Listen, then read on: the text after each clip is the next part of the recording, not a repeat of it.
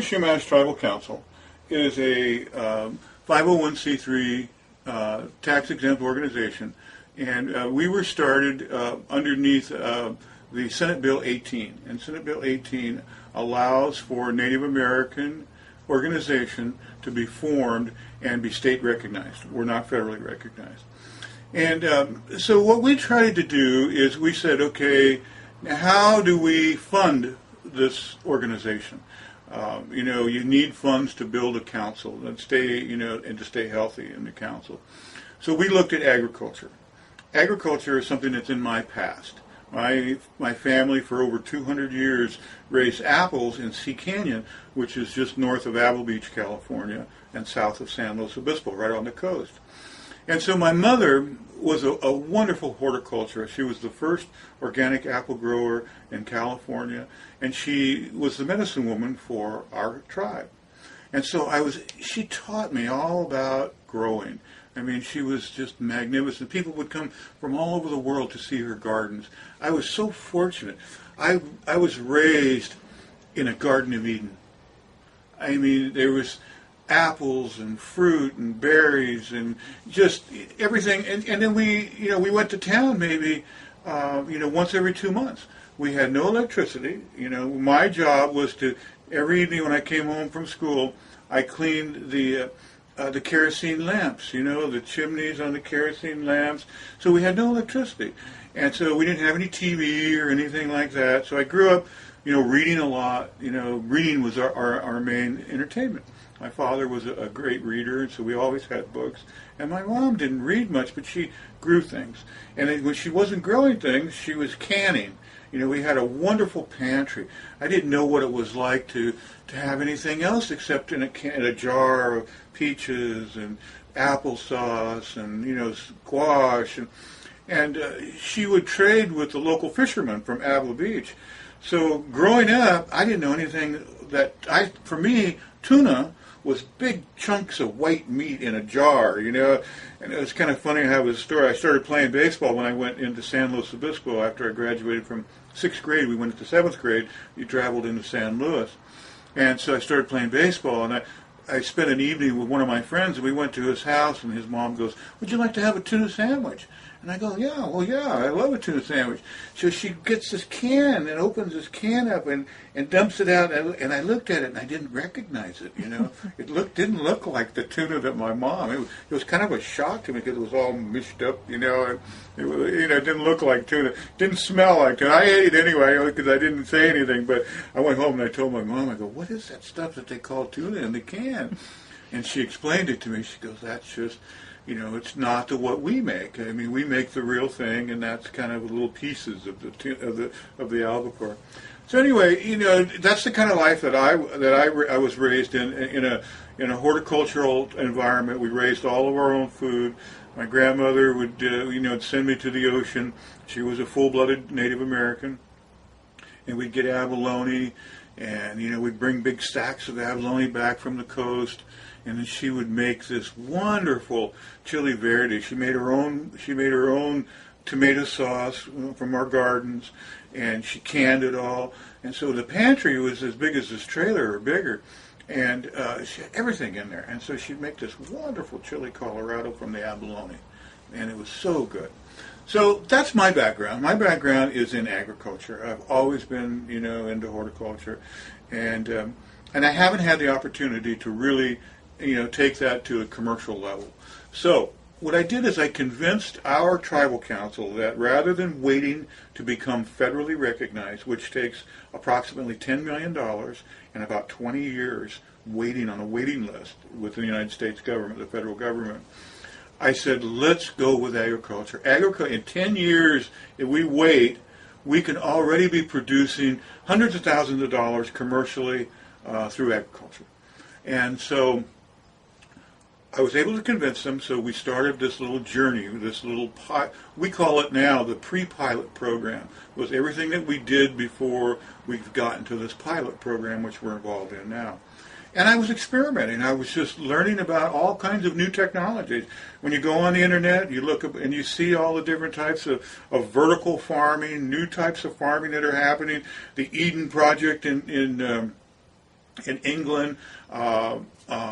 Michael Pollan, he's just a wonderful person in taking Mother Earth, which we, are a part of, and he talks about all of these different new systems from looking at the animals and the bugs and then duplicating systems that work from Mother Earth. And so I studied all of this stuff and I started getting into vertical farming.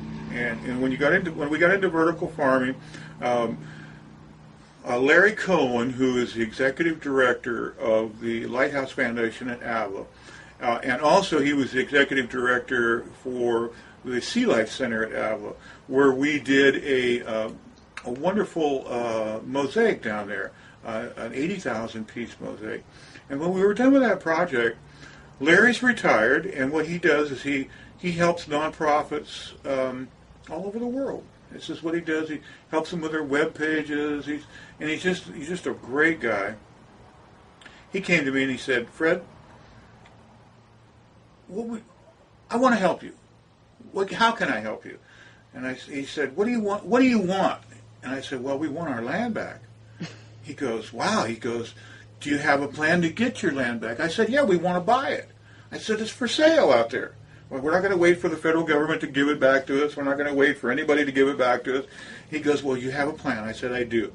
So I laid this plan out about this model, this 1 acre community vertical farm, where this 1 acre greenhouse, these 1 acre greenhouses are placed in communities, in urban areas, where people don't have to travel very far to get their fresh vegetables. Most of your vegetables that you buy in the store travel 1,500 miles on an average. They come from Canada, they come from Mexico, they come from all of the different parts of the world, and not locally. So you have an emerging farmers markets that are happening that are wonderful. People are starting to buy local from little farms all over. And so I felt that with this model, if we could take and provide fresh, healthy food to neighborhoods, would be a very great revenue stream to help us buy our land back. So what Larry did is he brought on a gentleman, Nick Alter, and Nick is a person with numbers and business plans and things like this. Very, very good. So they looked at my idea and they took it and they tore it apart piece by piece, and they went through the whole plan and they put it all back together, and they came back to me and they said, "Fred, you've undersold your potential." And it was it's a great feeling when you can undersell your project rather than oversell it, and you have to start rearranging things. So that's the potential that we have here. This 1 acre greenhouse model will have a deli, we'll have a flower shop, we'll have a Native American theme gift shop emporium, and we'll also have the fresh vegetables. And in some parts of the greenhouse, we can even have open to the public where they can pick their own fresh vegetables, or strawberries, or things like that. So it's a community-based, and then the next layer of that is education. Being able to give seminars, bring people from all over the world, talk about permaculture, talk about these new systems that we're developing. I'm an inventor, and I've been able to invent some new vertical growing systems.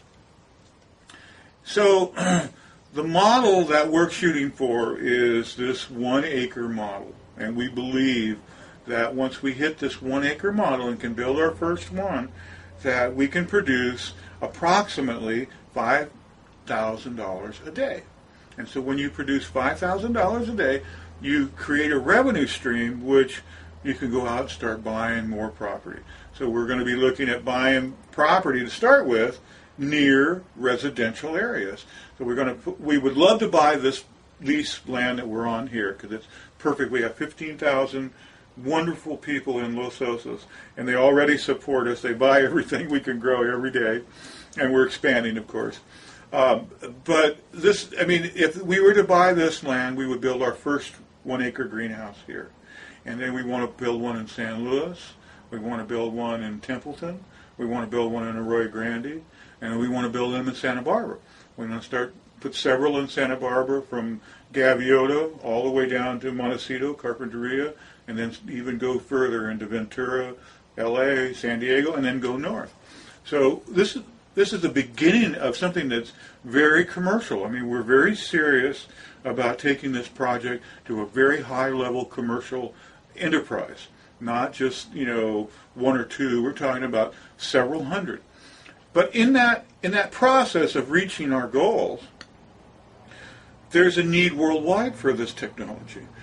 We just had a gentleman that came from Hawaii. He's going to school in Santa Barbara, and his name is Ayumi, and he's a young man, and he comes to our events in Santa Barbara, and that's how we gotten to know him. And he was very excited when he heard about our vertical growing operation. And he came up here about 3 weeks ago into the video, and he was going to take it home to show his people in Japan what we have here. He's so excited because in about 1/3 of the country now, they could never grow in the ground for the next who knows how long. He sees these vertical systems as being able to grow fresh vegetables, not in the ground. They're hanging systems. They're straight up away from the ground. So, just taking that example alone, here's a country that's been hit with a huge disaster, and they don't know how they're going to grow vegetables where they've grown them for thousands of years. Our systems will be able to help them. In their greenhouses, again, they can start growing vegetables. Mm-hmm. So, not only is it beneficial to the indigenous people, the Chumash people, we're going to put people to work. We're going to utilize our resources. All of these systems utilize about 1/10 of the amount of water to grow a head of lettuce that you normally grow in horizontal land growing. So we cut back on all of the resources. We use them more efficiently. All of this greenhouse, the first acre greenhouse will be solar-based and wind-based. So it'll be completely off the grid. There will be no energy input. So each one of these systems will be solar run or wind or biofuel, because there's a lot of different types of plant materials that are waste. But if you use them in your bio process, you can create methane, and you can heat and run generators, and so you have a complete closed loop system. And that's the key to Mother Earth. Learning from Mother Earth, she has no waste. Everything goes to another system. Everything goes in a circle from one to the other. If we were to grow, and this is what we want to do, we want to start our own worm farm here when we start getting a little bit more organized. It's another phase of this project. So all of the waste will go into the worms. The worms will eat the waste. And then we're also going to start up aquaculture. So we can grow trout, we can grow catfish, we can grow all kinds of freshwater fish. And so the worms can be fed to the trout. The trout can be fed at the deli, fresh trout with all these fresh vegetables. So it's a complete closed loop system. So what we're into now is we're into the pilot program. And the Lighthouse Foundation of Apple Beach has given us 2 grants. And so we're now growing, and we're now expanding our greenhouse operation so that we can achieve our first goal. And our first goal is $300 a day. And we feel that by the end of the year, we'll be able to reach that goal. And then by the end of next year, we're looking at another $43,000 injection of grant funds. We will be able to reach $1,000 a day. Now that's through selling at our vegetable stand here, and that's through selling at the farmers markets, and that's through selling to all of the local restaurants and health food stores, and maybe even some wholesaling. But we really would like to utilize the restaurants, utilize the farmers markets as our main focus to start with. But as we grow, we will need to step into the distribution end of it. And there's a company here local called All About Produce that does nothing but sell organic vegetables. And they come right to your farm and pick up your products. So anything that we don't sell, we can sell to All About Produce. And so this is our plan. Our plan is to get to this 1 acre greenhouse, be able to be self-sufficient, be able to be off the grid, and be an example worldwide. Now, the second layer of that is we would love to be able to take these operations and put them in a container. Fill a container with a greenhouse all ready to go, all your plants, all your computer systems, because we can take these anywhere in the world. We can put the building instructions in the language of the country that it's going to. So we can send a team there in advance to do the site work that needs to be done, train the people that where this is going. So this whole process can happen worldwide. And there's so many levels and layers of that. There's so many people that need food, and what is the best way that you can help them? Giving them food, it only lasts for so long. But if you show them how to grow food, it lasts forever. And you teach the children how to do this.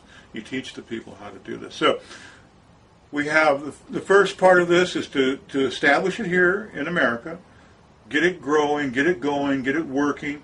We're going to have the whole thing computerized. I come from a computer background. I worked in Silicon Valley for over 15 years, so I have a strong computer background. And so I understand about broadband. I understand about how we can monitor everything remotely. So we can have a center where each one of our greenhouses is always automatically monitored. We can build our own software so that our software can look at the parts per million, look at the pH levels, look at the temperature, wherever that greenhouse is, and can give solutions to if they have bug infestation, if they have some kind of plant problems. So we can provide to anywhere in the world solutions for these greenhouses to operate either remotely or training the people how to do this on site, but always staying in touch with them and helping them, giving them the new ideas that we come up with from our systems. So it's not just a localized thing. We want to connect nationally and internationally with our 1 acre greenhouse operation.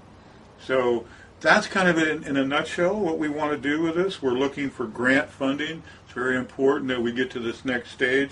Currently, we're looking for matching funds for the first $15,000 that we've gotten. That'll get us to this $300 a day and into the next level, which is $1,000 a day by next year. So our plan is a 3-year plan to build our first 1 acre greenhouse, and that's basically the whole commercial agricultural part of the Northern Chumash Tribal Council, reaching self-sustainability. And the stream of revenue will be first proving that the system works.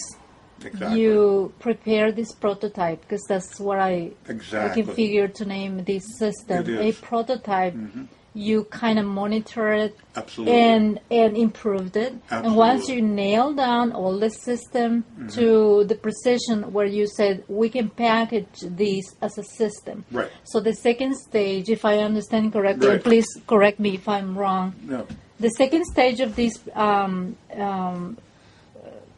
is to generate revenue from the ready-made turnkey exactly. 1 acre farm. Exactly. I mean, and see, nobody else is doing that worldwide that I know of. I mean, you can buy greenhouses and you can buy systems. There are a lot of vertical systems out there, but no one has done the packaging where you can put the seeds, glue the seeds into these pads. So all the people have to do is roll these pads out in their trays, turn the water on, and the seeds will grow.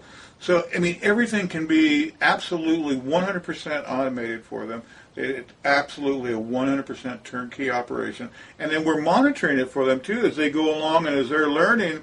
Every morning when they wake up, they come to their computer, and it says, well, you need to adjust your pH a little bit. You need to add, more nutrients because your parts per million are down a little bit. Oh, you have a mold going on, or you have an aphid problem. You need to add this to your water so that it gets rid of those.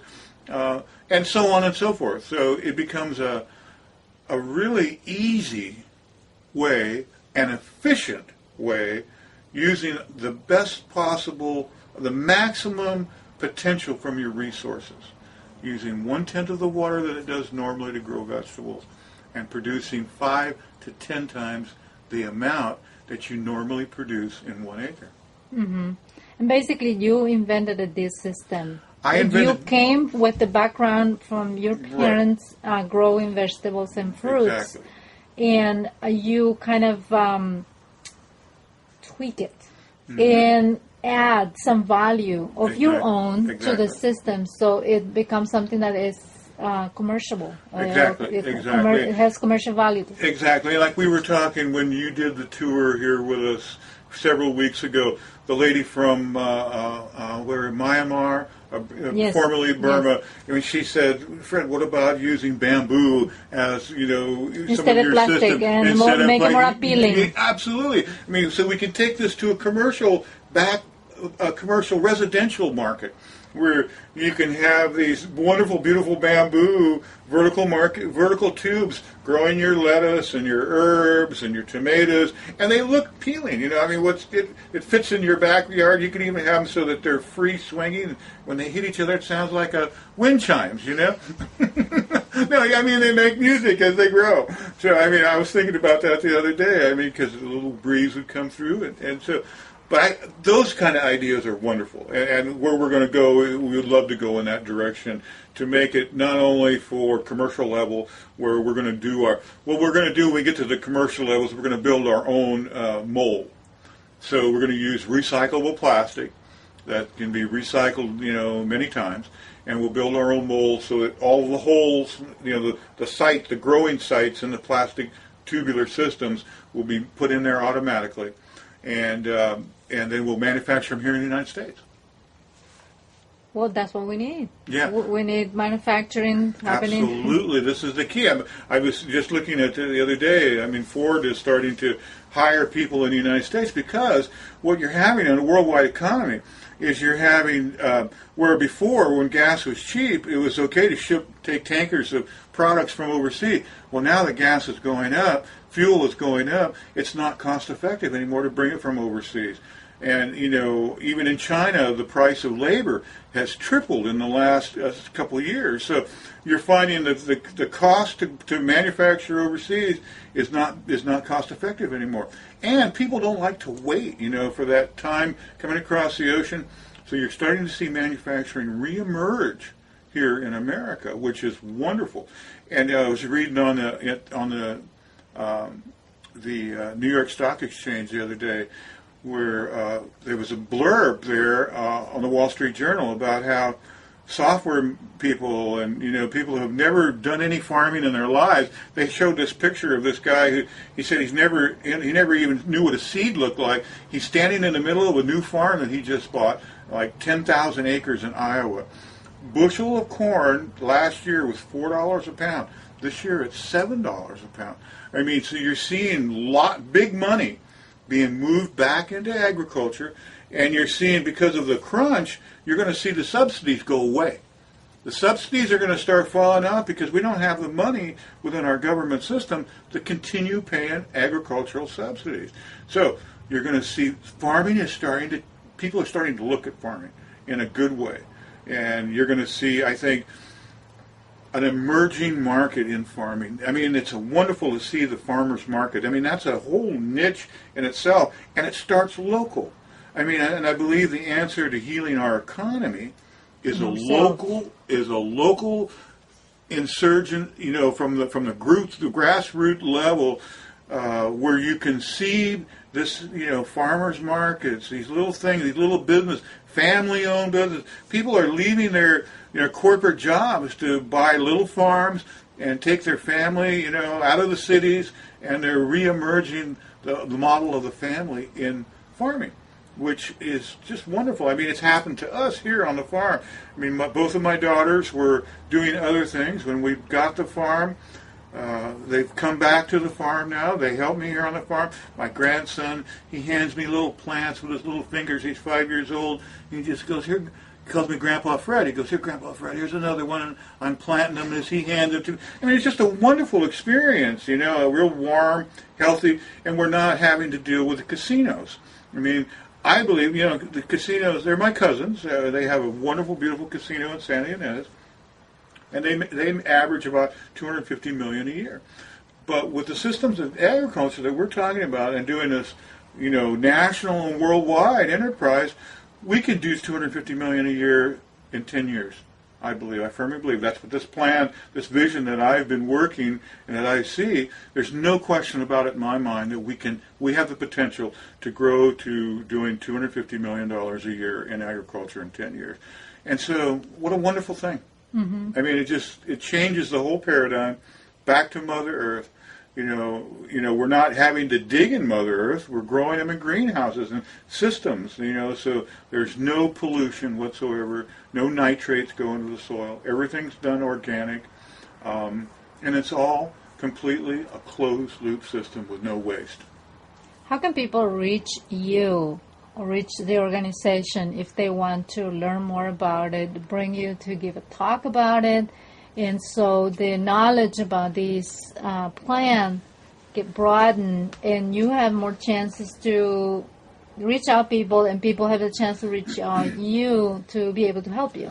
Well, I think the best way to get in touch with me is through our webpage. It's www.northernschumash.org, and my email is there. It's fcollins@northernschumash.org, so they can email me. And really what we need right now is to prove, like you were talking about, we want to prove that the system can work at a commercial level. So we need to get through this pilot program to the point where we're able to be self-sustainable. So at the level we're at now, we need another matching funds of $15,000. And then at the very second funding level, when we build our next large greenhouse, which will be 200 feet long and 40 feet wide, we need an additional $43,000. And that will be it. That, from then on, the systems will reproduce enough money that we can continue growing this all the way to the $4,000 a day where we build our first acre greenhouse. So basically, this $15,000 is for infrastructure. It's for finishing the new greenhouse that we have over here. Expanding, getting that finished, getting that to the point where we're going to be at $300 a day by the end of the year. Because volume is what is key here. You want volume so you can sell it to restaurants. Absolutely. You can't offer if you only have these many vegetables and I'm running out of vegetables every day on my stand. I don't have enough. Right now we just don't have. We're not growing. We don't have enough vegetables. So and you don't have enough vegetables because you don't have infrastructure, and you don't have the infrastructure in place because you need the funds. Right. Well, we're moving forward. We're not going to stop. We take every extra penny that we get and we put it into this because we know this is where our future is. And so, even though we need the funding from grant funding, we're going to keep every little penny that we make. We do consulting as the Northern Chumash Tribal Council. We consult on land use issues here in the county. We help, we preserve our ancestors, protect our ancestors, but we work with the development community. Mm-hmm. So the development community pays us a consulting fee. And so all of those funds, whatever, that we can squeeze out of that goes into our greenhouse operation. So, we're not going to be waiting around for grant funding. We're going to keep growing this thing, and it may take us a little bit longer. But I believe that, once people really start seeing what we're doing, that we're going to get this overwhelming. Already we're getting overwhelming enthusiasm. And then I think the next level is that we'll start seeing grant funding come to us. Shall we walk to the site and see? Let's do that. Firsthand.